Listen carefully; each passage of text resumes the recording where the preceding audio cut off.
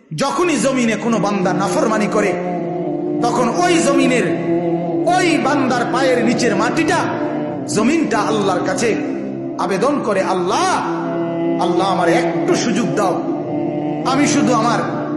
আমি একটা শুধু গড় দেমু, আমার নিচের মাটিটা উপরে উঠামু, উপরের মাটি নিচে নামামু, শুধু ওই লোকটা যেরকম বিছনায় এপাশ ওপাশ করে আমি আমার জমিনটাকে একটু এপাশ ওপাশ করবো, আমার নিচের মাটি তুলবো, উপরের মাটি নিচে নামাবো, আল্লাহ এরে নিয়া আমি শুধু একটা উল্টানি দিতে চাই, তুমি আমার অনুমতি দাও।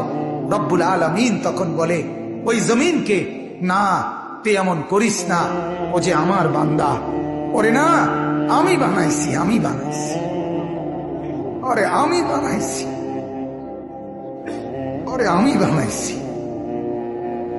এই জমিন আমি কায়নাত আমার হুকুম দিয়ে বানাইছি, আর পরে আমি হাত দিয়ে বানাইছি, আমার হাতে বানাইছি, আর নাক আমি লাগাইছি, আর চোখ আমি লাগিয়েছি, আর কান আমি লাগিয়েছি, আর হাত আমি লাগাইছি।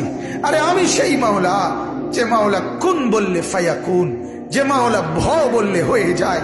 আরে বানাইতে এভাবে করি নাই, 9 মাস পরে আর মায়ের পেটে রাইখা আমি নিজের হাতে ড্রয়িং করছি, নিজের হাতে একবার নাক লাগাইয়া 100 বার দেখছি, ঠিক মতো হয়েছিনি, একবার চোখ লাগাইয়া কুঠিবার দেখছি, ঠিক মতো হয়েছিনি।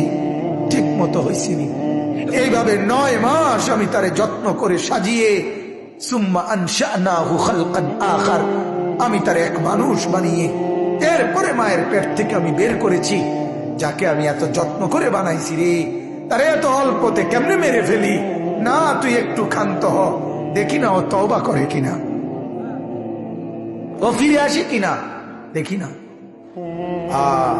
পাকিস্তানের হযরত মাওলানা সৈয়দ আব্দুল মজিদ নদীম সাহেব রহমতুল্লাহ আলাইহি বলতেন যে এক ভেগে যাওয়া সন্তান মাকে ত্যাগ করে, বাবাকে ত্যাগ করে যেই সন্তান চলে গেছিল, 4 বছর পরে 10 বছর পরে 10 বছর পরে সেই সন্তান যদি মার কাছে ফিরে আসে আর চোখের পানি ছেড়ে দিয়া বলে, মা মাফ করে দাও, আমি ভুল করে ফেলছি, সৈয়দ আব্দুল মজিদ নদীম সাহেব বলতেন যে ওই মা ওই সন্তানকে মাফ করতে যদ্দূর দেরি করবে, 90 বছরের ভেগে যাওয়া বান্দা আল্লাহর নাফরমানি করার পরেও 90 বছর পরে যদি একত্রে একদিন এক রাত গভীরে আল্লাহর কাছে চোখের পানি একবার ছেড়ে দেয়, আল্লাহ তাআলা ওই মার আগে রব্বুল আলামিন তাকে মাফ করে দিবেন।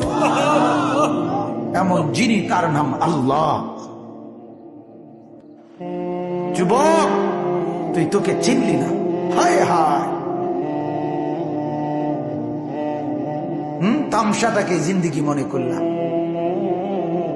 1 প্লেট বিরিয়ানি দিবে, 1 প্লেট খিচুড়ি দিবে, 2টা জিলাপি দিবে, এর জন্য জিন্দিগিটা কি কামিয়াবি বানাইলা? এটা কি মনে করলা সফলতা? কিছুক্ষণ মোবাইল চালাইলা, কিছুক্ষণ মেয়ে দেখলা, ছবি দেখলা, নাটক দেখলা, নাচ দেখলা, আর কিছুক্ষণ ঘুমিয়ে রইলা, এটাকেই জিন্দিগি মনে করলা। আর আপনারা যারা ব্যবসায়ী কামাই রোজগারি করেন, আর আপনারা এই কিছুক্ষণের কামাই আর বউ বাচ্চার জন্য ভাত মাছ কিনা, এই কদ্দুরকেই জিন্দিগি মনে করলেন। আহা, এই সামান্য কদ্দুর ফিকির, এটা তো পিঁপড়ার ফিকির, পিঁপড়া।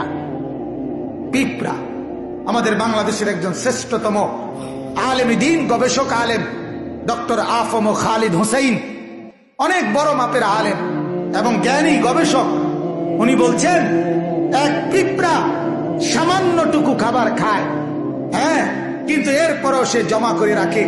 এক হাতি 250 কেজি খাবার প্রতিদিন খায়, একদিন 90 লিটার পানি প্রতিদিন খায়।